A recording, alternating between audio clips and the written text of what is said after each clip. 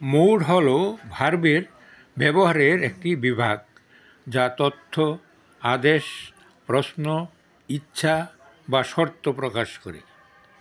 Mood হল ভার্বের ব্যবহারের একটি বিভাগ যা তথ্য, আদেশ, প্রশ্ন, ইচ্ছা বা শর্ত প্রকাশ করে। Examples: Kamal reads the book মানে কমল বই পড়ে। পরের বাক্যে কমল রিড দ্য বুক, কমল বইটি পড়ো। এই বাক্য দুটিতে রিড ভার্বটিকে ভিন্নভাবে ব্যবহার করা হয়েছে। এইরূপে ভার্ব যে বিভিন্ন ধরনের মনের ভাব প্রকাশ করে তাকে মুড বলে। মুড সাধারণত 4 প্রকার, যথা indicative mood, imperative mood, subjunctive mood, infinitive mood. Indicative mood. Indicative mood কাকে বলে? ভার্বের যে ফর্ম কোনো কিছুর বর্ণনা দেয় বা প্রশ্ন করে বা আবেগ বা অনুমান প্রকাশ করে তাকে ইন্ডিকেটিভ মুড বলে। ভার্বের যে ফর্ম কোনো কিছুর বর্ণনা দেয় বা প্রশ্ন করে বা আবেগ বা অনুমান প্রকাশ করে তাকে ইন্ডিকেটিভ মুড বলে। Examples: we go to school. এই বাক্যে কোনো ঘটনার বর্ণনা দেওয়া হয়েছে। Do we go to school?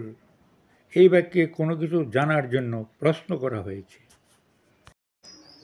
How beautiful the flower is?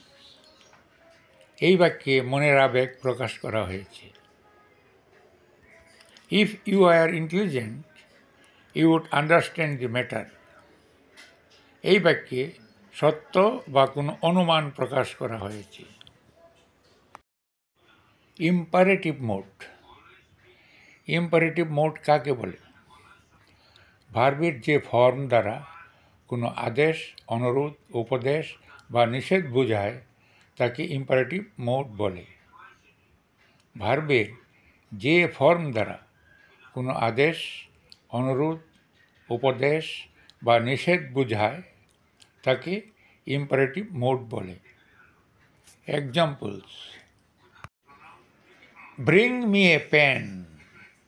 এই বাক্যর দ্বারা একটি আদেশ বোঝানো হয়েছে। Please give me your pen.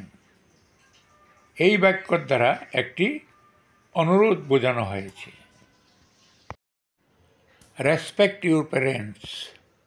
এই বাক্যর দ্বারা একটি উপদেশ বোঝানো হয়েছে। Do not go out now. এই বাক্যর দ্বারা একটি নিষেধ বোঝানো হয়েছে। Let me go there. এই বাক্যর দ্বারা অনুমতি চাওয়া হয়েছে। এই সবগুলি বাক্যই ইম্পারেটিভ মোডের উদাহরণ।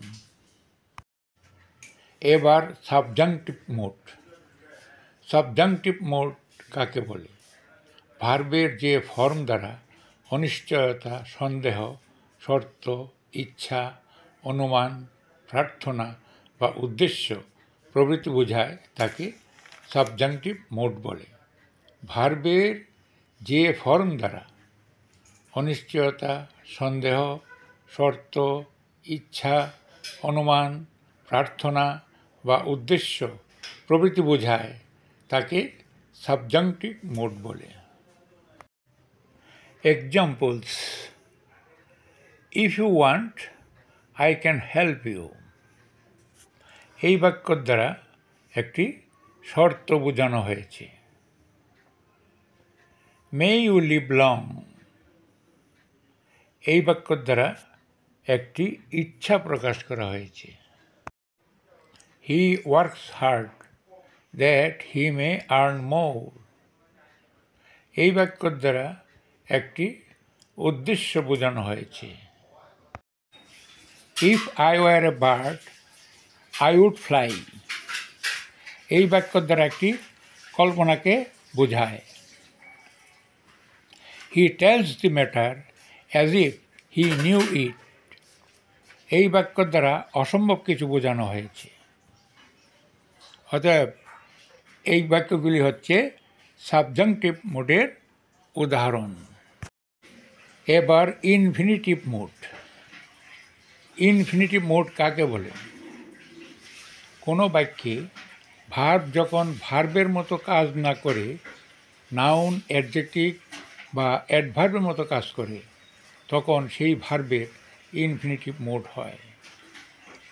কোনো বাক্যে ভার্ব যখন ভার্বের মতো কাজ না করে নাউন, অ্যাডজেক্টিভ বা অ্যাডভার্বের মতো কাজ করে তখন সেই ভার্বের ইনফিনিটিভ মোড হয়।